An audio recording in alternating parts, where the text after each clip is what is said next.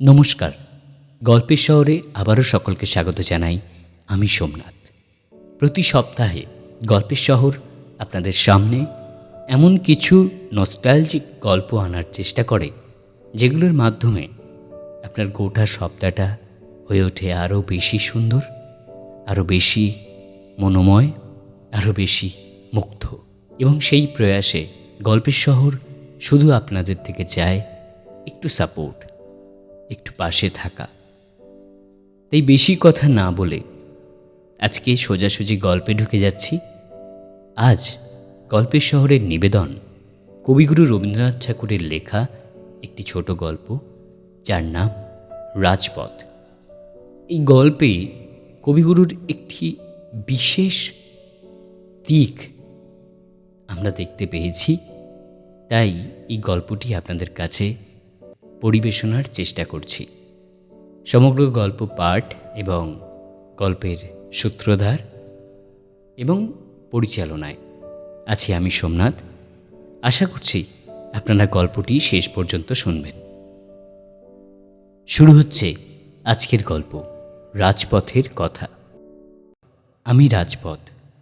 অহল্যা যেমন মণির সাপে পাষাণ হইয়া পড়িয়াছিল, আমিও যেন তেমনি কাহারও সাপে চিরনিদ্রিত সুদীর্ঘ অজগর সাপের ন্যায় অরণ্য পর্বতের মধ্য দিয়া, বৃক্ষশ্রেণীর ছায়া দিয়া, সুবিস্তীর্ণ প্রান্তরের বক্ষের উপর দিয়া, দেশ দেশান্তর বেষ্টন করিয়া বহুদিন ধরিয়া জড়শয়নের শয়ান রইয়াছি। অসীম ধৈর্যের সহিত ধুলাই লুটাইয়া সাপসাপান্তকালের জন্য প্রতীক্ষা করিয়াছি। আমি চিরদিন স্থির অবিচল, চিরদিন একইভাবে শুইয়া আছি, কিন্তু তবুও আমার এক মুহূর্তের জন্যও বিরাম নাই। এতটুকু বিশ্রাম নাই যে আমার এই কঠিন শুষ্ক শয্যার উপরে একটি কচি স্নিগ্ধ শ্যামল ঘাস উঠাইতে পারি। এতটুকু সময় নাই যে আমার শিয়রের কাছে একটি নীলবর্ণের বনফুল ফুটাইতে পারি। কথা কইতে পারি না, অথচ অন্ধভাবে সকলই অনুভব করিতেছি। রাত্রিদিন পদশব্দ, কেবলই পদশব্দ। আমার এই গভীর জড়নিদ্রার মধ্যে লক্ষ লক্ষ চরণের শব্দ অহর্নিশ দুঃস্বপ্নের ন্যায় আবর্তিত হইতেছে। আমি চরণের স্পর্শে হৃদয় পাঠ করিতে পারি। আমি বুঝিতে পারি কে গৃহে যাইতেছে, কে বিদেশে যাইতেছে, কে কাজে যাইতেছে, কে বিশ্রামে যাইতেছে, কে উৎসবে যাইতেছে, কে শ্মশানে যাইতেছে। যাহার সুখের সংসার আছে, স্নেহের ছায়া আছে, সে প্রতি পদক্ষেপে সুখের ছবি আঁকিয়া আঁকিয়া চলে। যে প্রতি পদক্ষেপে মাটিতে আশার বীজ রপিয়া রপিয়া যায়, মনে হয় যেখানে যেখানে তাহার পা পড়িয়াছে সেখানে যেন মুহূর্তের মধ্যে এক একটি করিয়া লতা অঙ্কুরিত ও পুষ্পিত হইয়া উঠিবে। যাহার গৃহ নাই, আশ্রয় নাই, তাহার পদক্ষেপের মধ্যে আশাও নাই, অর্থও নাই। তাহার পদক্ষেপের দক্ষিণ নাই, বাম নাই। তাহার চরণ যেন বলিতে থাকে, আমি চলিই বা কেন, থামিই বা কেন। তাহার পদক্ষেপে আমার শুষ্ক ধূলি যেন আরও শুকাইয়া যায়। পৃথিবীর কোনো কাহিনী আমি সম্পূর্ণ শুনিতে পাই না। আমার শত শত বৎসর ধরিয়া আমি কত লক্ষ লোকের কত হাসি, কত গান, কত কথা শুনিয়া আসিতেছি, কিন্তু কেবল খানিকটা মাত্র শুনিতে পাই। বাকিটুকু শুনিবার জন্য যখন আমি কান পাতিয়া থাকি, তখন দেখি সে লোক আর নাই। এমন কত বৎসরের কত ভাঙা কথা, ভাঙা গান আমার ধূলির সহিত ধূলি হইয়া গিয়াছে, আমার ধূলির সহিত উড়িয়া বেড়ায়। তাহা কি কেহ জানিতে পায়? ওই শুনো, একজন গাহিল, তারে বলি বলি আর বলা হলো না। একটু দাঁড়াও, গানটা শেষ করিয়া যাও, সব কথাটা শুনি। কই, আর দাঁড়াইল? গাহিতে গাহিতে কোথায় চলিয়া গেল, শেষটা আর শোনা হলো না। ওই একটিমাত্র পদ অর্ধেক রাত্রি ধরিয়া আমার কানে ধ্বনিত হইতে থাকিবে। মনে মনে ভাবিব, ও কে গেল, কোথায় যাইতেছে না জানি। যে কথাটা বলা হইল না, তাহাই কি আবার বলিতে যাইতেছে?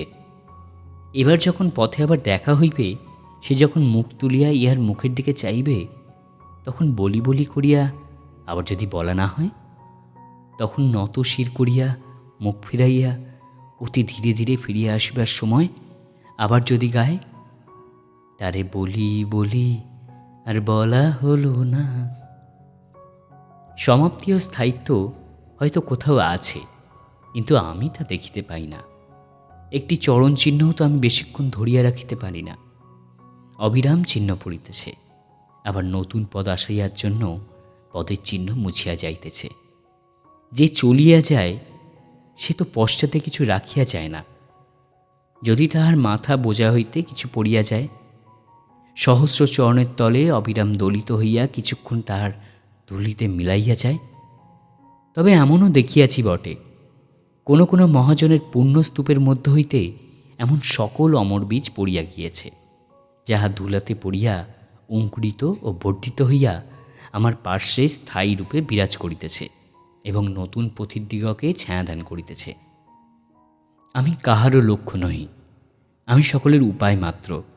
আমি কাহারও গৃহ নহি, আমি সকলকে গৃহে লইয়া যাই।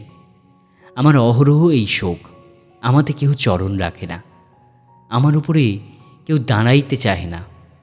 যাহাদের গৃহ সুদূরে অবস্থিত, তাহারা আমাকেই অভিশাপ দেয়। আমি যে পরম ধৈর্যে তাহাদিগকে গৃহের দ্বার পর্যন্ত পৌঁছাইয়া দিই, তাহার জন্য কৃতজ্ঞতা কই পাই? গৃহে গিয়া বিরাম, গৃহে গিয়া আনন্দ, গৃহে গিয়া সুখ সম্মিলন, আর আমার উপরে কেবলই শ্রান্তির ভার, কেবল অনিচ্ছাকৃত শ্রম, কেবল বিচ্ছেদ। কেবল কি সুদূর হইতে গৃহ বাতায়ন হইতে মধুর হাস্যলহরী পাখা তুলিয়া সূর্যালোকে বাহির হইয়া আমার কাছে আসিবা মাত্র সচকিতে শূন্য মিলাইয়া যাইবে। গৃহের সেই আনন্দের কণা আমি কি একটুখানিও পাইব না? কখনো কখনো তাহাও পাই। বালক বালিকারা হাসিতে হাসিতে কলরব করিতে করিতে আমার কাছে আসিয়া খেলা করে। তাহাদের গৃহের আনন্দ তাহারা পথে লইয়া আসে। তাহাদের পিতার আশীর্বাদ, মাতার স্নেহ গৃহ হইতে বাহির হইয়া পথে আসিয়াও যেন গৃহ রচনা করিয়া দেয়।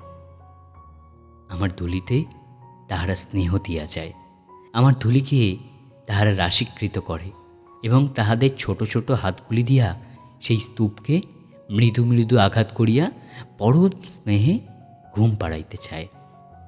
বিমল হৃদয় লইয়া বসিয়া বসিয়া তাহাদের সহিত কথা কয়। হায় হায়, এত স্নেহ পাইয়াও সে তাহারও উত্তর দিতে পারে না। ছোট ছোট কোমল পাগুলি যখন আমার উপর দিয়ে চলিয়া যায়, তখন আপনাকে বড় কঠিন বলে মনে হয়। মনে হয় উহাদের পায়ে বাজিতেছে।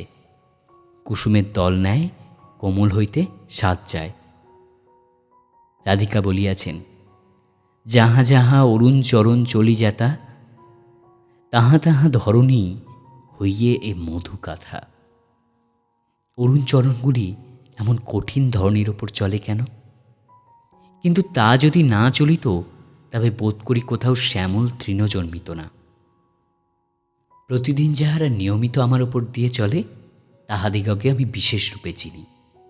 তাহারা জানে না তাদের জন্য আমি প্রতীক্ষা করিয়া থাকি। আমি মনে মনে তাহাদের মূর্তি কল্পনা করিয়া লইয়াছি। বহুদিন হইল আমার একজন কে তাহার কমল চরণ দুখানি লইয়া প্রতিদিন অপরাহ্নে বহুদূর হইতে আসিত। ছোট দুটি নূপুর রুনুঝুনু করিয়া তাহার পায়ে কাঁদিয়া কাঁদিয়া উঠিয়া বাজিত। বুঝি তাহার ঠোঁট দুটি কথা কইবার ঠোঁট নহে। বুঝি তাহার বড় বড় চোখ দুটি সন্ধ্যার আকাশের মতো ম্লানভাবে মুখের দিকে চাইয়া থাকিত।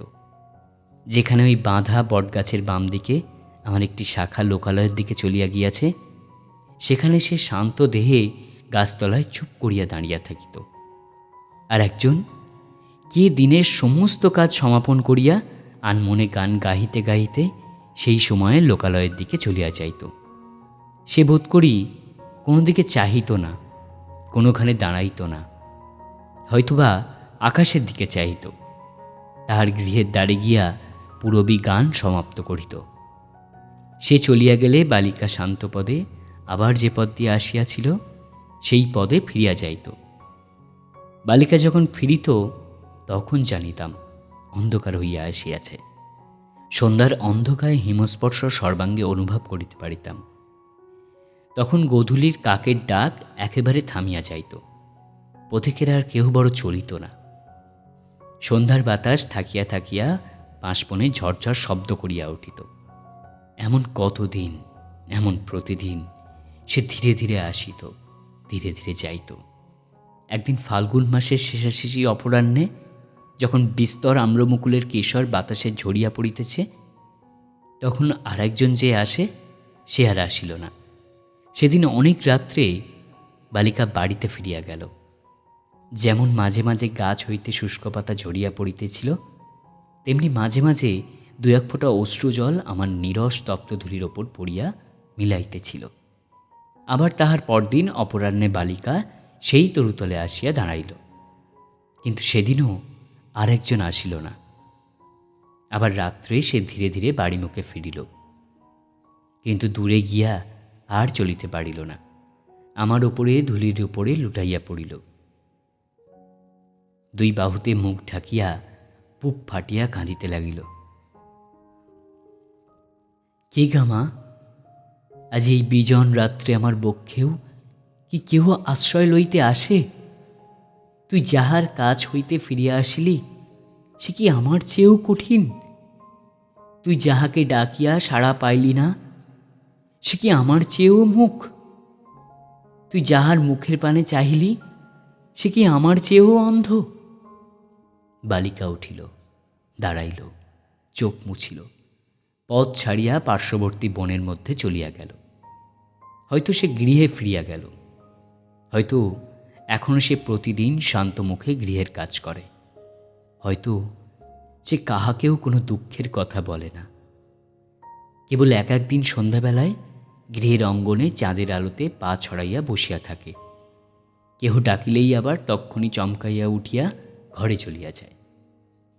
কিন্তু তাহার পরদিন হইতে আজ পর্যন্ত আমি তাহার আর চরণস্পর্শ অনুভব করি নাই। এমন কত পদশব্দ নীরব হইয়া গেছে, আমি কি এখন মনে করিয়া রাখিতে পারি? কেবল সেই পায়ের করুণ নূপুরধ্বনি এখনো মাঝে মাঝে মনে পড়ে। কিন্তু আমার কি আর একদণ্ড শোক করিবার অবসর আছে? শোক কাহার জন্য করিব? এমন কত আসে, কত যায়, কি প্রখর রৌদ্র! একবার নিঃশ্বাস ফেলিতেছি, আর তপ্ত ধুলা সুনীল আকাশ ধূসর করিয়া উড়িয়া যাইতেছে। ধনী দরিদ্র, সুখী দুঃখী, জরা যৌবন, হাসি কান্না, জন্ম মৃত্যু, সবই আমার উপর দিয়ে একই নিঃশ্বাসে ধূলির মতো, স্রোতের মতো উড়িয়া চলিয়াছে। এই জন্য পথের হাসিও নাই, কান্নাও নাই। গৃহই অতীতের জন্য শোক করে, বর্তমানের জন্য ভাবে, ভবিষ্যতের আশাপথ চাইয়া থাকে। কিন্তু পথ প্রতি বর্তমান নিমেষের শত সহস্র নতুন অভ্যাগতকে লইয়া ব্যস্ত। এমন স্থানে নিজের পদগৌরবের প্রতি বিশ্বাস করিয়া, অত্যন্ত সদর্পে পদক্ষেপ করিয়া, কে নিজের চিরচরণ চিহ্ন রাখিয়া যাইতে প্রয়াস পাইতেছে। এখানকার বাতাসে যে দীর্ঘ নিঃশ্বাস ফেলিয়া যাইতেছ, তুমি চলিয়া গেলে কি তাহারা তোমার পশ্চাদে পড়িয়া তোমার জন্য বিলাপ করিতে থাকিবে? নতুন অতিথিদের জন্য কি চক্ষে অশ্রু আকর্ষণ করিয়া আনিবে? বাতাসের ওপর বাতাস কি স্থায়ী হয়? না না, বৃথা চেষ্টা। আমি কিছুই পড়িয়া থাকিতে দিই না, হাসিও না, কান্নাও না, আমি কেবল পড়িয়া থাকি। অগ্রহায়ণ, 1991 সাল। নমস্কার। এতক্ষণ আপনারা শুনছিলেন কবিগুরু রবীন্দ্রনাথ ঠাকুরের লেখা একটি ছোট গল্প, রাজপথের কথা। সমগ্র গল্পটির পরিবেশনায় ছিলাম আমি, সোমনাথ। কেমন লাগলো এই গল্প পাঠ? আপনি কি কোথাও নিজেকে কানেক্ট করতে পারলেন? যেমনভাবে কবিগুরু রবীন্দ্রনাথ ঠাকুর একটি রাজপথের সঙ্গে, রাজপথের ভাবনার সঙ্গে নিজেকে জড়িয়ে একটি গল্প লিখেছেন। ভালো লাগলে আমাদের সঙ্গে থাকবেন। আগামী সপ্তাহে আবারও কোনো নতুন গল্প নিয়ে হাজির হবে আপনাদের সামনে গল্পের শহর। আপাতত গল্পের শহরের এই এপিসোড আজ এখানেই শেষ হচ্ছে। সকলে খুব খুব খুব ভালো থাকবেন। শুভরাত্রি।